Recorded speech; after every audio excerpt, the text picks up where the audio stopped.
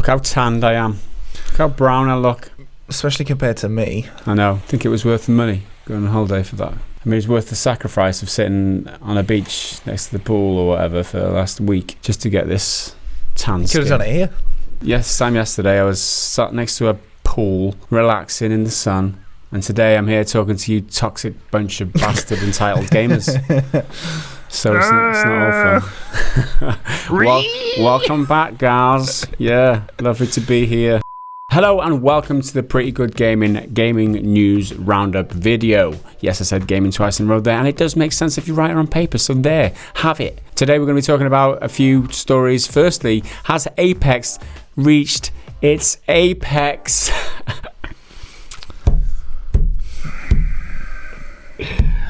I love my puns. You should have stayed away. Yeah.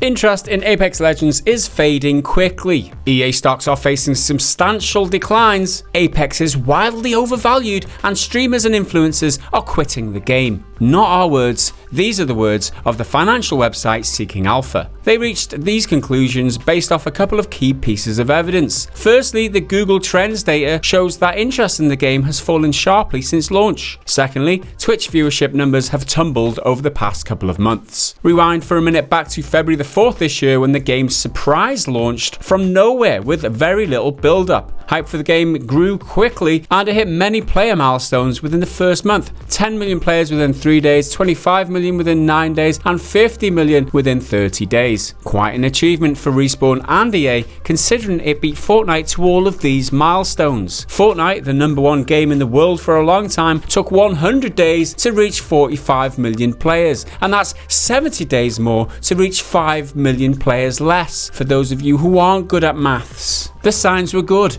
Apex was the new kid on the block and was here as a serious rival to the already established Behemoth. That's the wrong way to say it. Behemoth. Behemoth, isn't it? The moth he drinks loads of beer.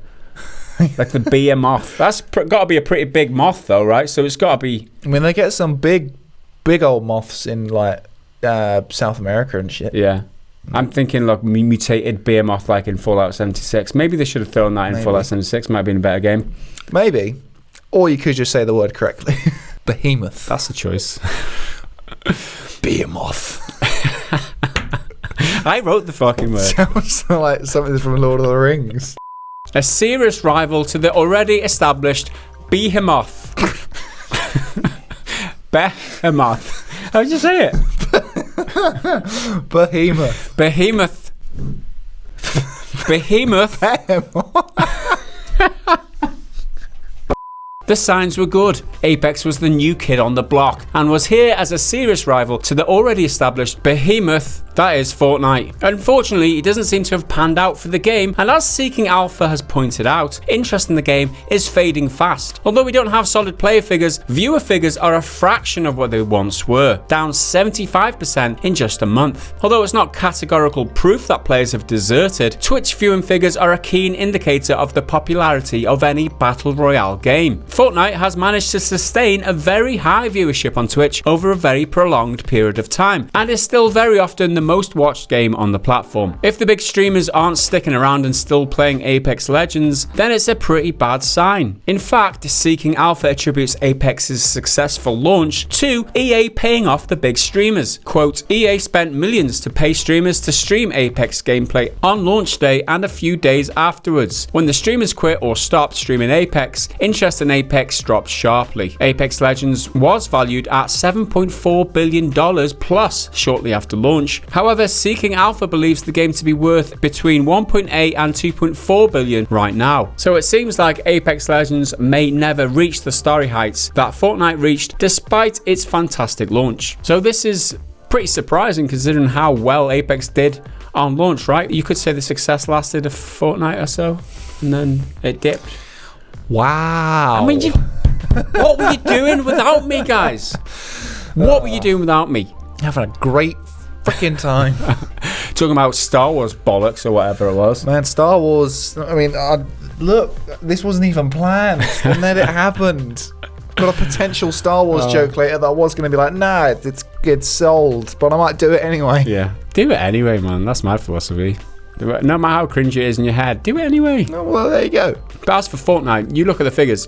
Fortnite has been just like level or just, teetering up and down for months and months and months. And Apex just had one of those huge spikes and then dips in the figures. So last 2 months it's all quiet. You don't hear a lot of you don't hear a lot about updates, you don't hear a lot about Apex in general. I mean, what's happened to it? You guys stop playing it? Are you getting bored of Battle Royale? Is that what it is? What's causing this dip in it? Are they not supporting it well enough? Are they not bringing new features like Fortnite? They're doing like all these seasons with like different weather and map changes and all that. There's only one map in Apex Legends. Would you be interested, or would you get back onto it if more maps came? I'm interested in knowing what you think. And lastly, what's it mean for EA? Because this financial website is saying sell to the stocks on EA, because EA stocks got a bit of a rise from the Apex launch. They've been doing all right since, pretty level. Now they're saying sell because Apex is not the golden goose that they thought it was. It's not the Fortnite that they wanted. So EA might be in trouble again with might be some twitchy sphincters at EA again. You never know. They're always in some People sort of fired. trouble. There's always something going on over there. Yeah. Now it's the moment you've all been waiting for that we had to miss out on all of last week. It's your news nuggets. Worth waiting for. Worth the wait. Juicy nuggets today.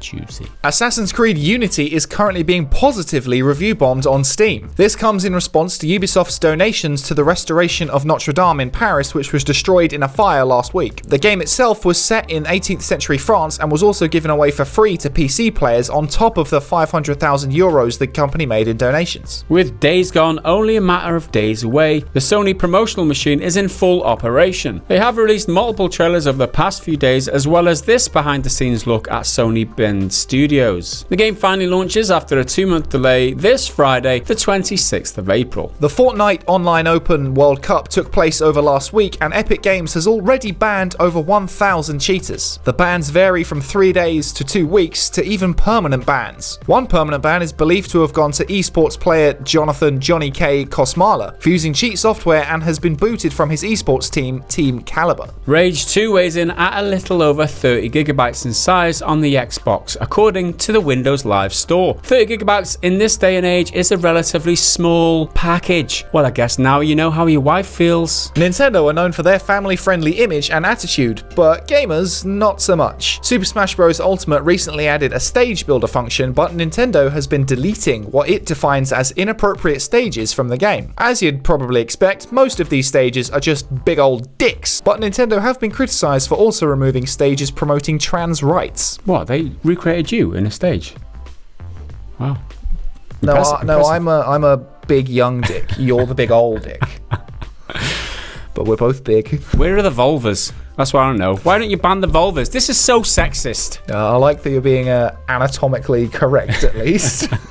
An update for Sekiro was published yesterday. Patch 1.03 brought a handful of balance tweaks and bug fixes. Unfortunately for scrubs like me, it didn't include an easy mode, although the blazing bull boss was slightly nerfed. Sony Santa Monica's outstanding God of War went through a fairly challenging development process, but did bring home pretty much every award under the sun for its trouble. 1 year on from its release, the game is now getting a feature-length documentary known as Raising Kratos. It will be published to the PlayStation YouTube channel soon, but there's no official release date just yet. We still don't quite know when The Last of Us Part 2 will be out, but we do know that the recording has wrapped for the performance capture. In a tweet shared by the game's director Neil Druckmann, he said, "And that's a wrap on Ellie, Joel, and the most ambitious cinematic shoot we've ever done. Tears were shed. Hashtag The Last of Us Part 2. From Software's Lovecraftian gothic adventure Bloodborne is getting its own board game. It's being funded via Kickstarter by Come On and will be a tile-based game with different missions tied to specific tiles. The game will sit alongside the Dark Souls board game, which was made by Steamforged Games. You know why they call them board games, don't you? Because they're boring. That's not what I was going to say, but It's a fair answer. Ahead of the release of Avengers Endgame this week, Marvel are teaming up with Epic Games again to bring more Marvel-themed content to Fortnite. Players were able to take control of Thanos last year, so this mode may be making a return. The Fortnite official Twitter also shared this image showing Captain America's shield with the caption, "Whatever it takes." In case you're not already playing Mortal Kombat, Capcom's Street Fighter V is offering a free 2-week trial from today. The trial offers access to the arcade edition of the game with a roster of 20 characters and will run until May the 5th. Have you ever thought, wouldn't it be cool to play a Viking-themed Battle Royale game? Me either. But for those who are interested, Valhalla is a Viking-themed hack-and-slash Battle Royale game currently in development by independent studio Black Rose Arts. A new gameplay trailer was just published and the game will soon be launching into early access on Steam. So there you have your gaming news nuggets for today. I hope you enjoyed them. Links to everything that we've just discussed or mentioned are down in the the description of this video. So go and check them out if you want to check them out. Let's do a joke, Henry. I mean, there was the funnier one, but I'm going to do the Star Wars one. You always pick the because bad it's the ones. Star Wars. You always pick the bad ones. I have incredible taste. Thank you very much. You know what? I might even do both. Incredibly Right, we'll bad do taste. the Star Wars one. Classic. Everybody knows it. By Not That Rob Lowe. How does Darth Vader like his toast? I don't know. How does Darth Vader like On his the toast? dark side. On the dark side. Of course. Because it's like the Force, but it's like burnt toast. Yeah, it's great. That's fantastic. Next. The funny one is from Forisec, who I don't think has posted one before, so good. I like seeing the new ones come out. Mm-hmm. How many Mexicans do you need to change a light bulb? Juan. See, that's funny. Yeah, that's Juan. Great joke. Should we move on? Yes, please. Mortal Kombat 11 by NetherRealm is out today on PS4, Xbox One, PC, and Nintendo Switch. The game has been generally praised for having deep combat, great graphics, and a lovably campy story. Unfortunately, this is all bogged down by its horrible progression system and monetization practices. It currently sits at 83 critic score on Metacritic, but just 3.6 user score. The game is meant to be really grindy when it comes to the Crypt and Towers of Time challenges, which is how you unlock new gear and items to develop your character. This is nothing we haven't seen before, with Injustice 2, also by NetherRealm, receiving similar criticism from fans. The overall feeling this time seems to be that this is even worse than before and is nothing more than greed from a beloved franchise. The Crypt is a third-person 3D area where the player moves through a dungeon to unlock chests, so basically just a loot box market you can actually walk through. The game also has microtransactions to unlock items, but conveniently these weren't live when the reviews rolled out. So this whole progression stuff is really complicated, and I started writing it down and I was like, I don't have any idea what any of this means, because you do a challenge in one and then it means you get currency to use in that one and you can get perks and stuff to make it easier, but then you can't use it in the other one and it goes on forever and it's just weird. Too convoluted, right? It's way too convoluted. But then you've got the microtransactions where it's just like pay to not only skip the grind but skip how convoluted all of the grind is, and you can just have it straight away. Well, it doesn't have to be too complicated for you not to get your head around. That's true. This is why I don't play fighters, because I'm just too simple to understand. What happened to simple games, right? You pay for a game, you play the game, and then you finish the game. What happened to that, right? What happened? Greed is what happened. Microtransaction bullshit is what happened. And fighting games seems to be amongst the worst of the culprits for these types of practices.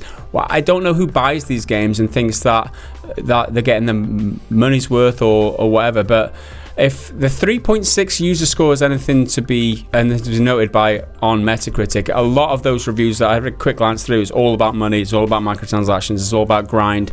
It's horrible by the looks of it. Not something that I would go near anyway, because I wouldn't like the gameplay, but holy hell, when are people going to learn? It only takes a couple of whales though to throw loads of money into this microtransaction system to justify to the developers to keep them in. But that's the thing. I really liked the look of Mortal Kombat 11, because I'm not really a fighting game fan, but I really liked Injustice because I like the superhero stuff. So I was like, oh, maybe I'll have a look at it. But now all this stuff, I'm just like, I think the best bet might be Street Fighter 5, right? I think it's a couple of years old now, but you get it free for 2 weeks from today.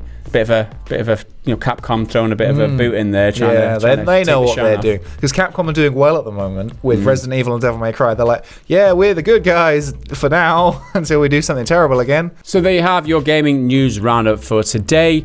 April the 23rd, right? Because it's my daughter's birthday tomorrow, so I should know the date. Definitely didn't struggle to remember that one.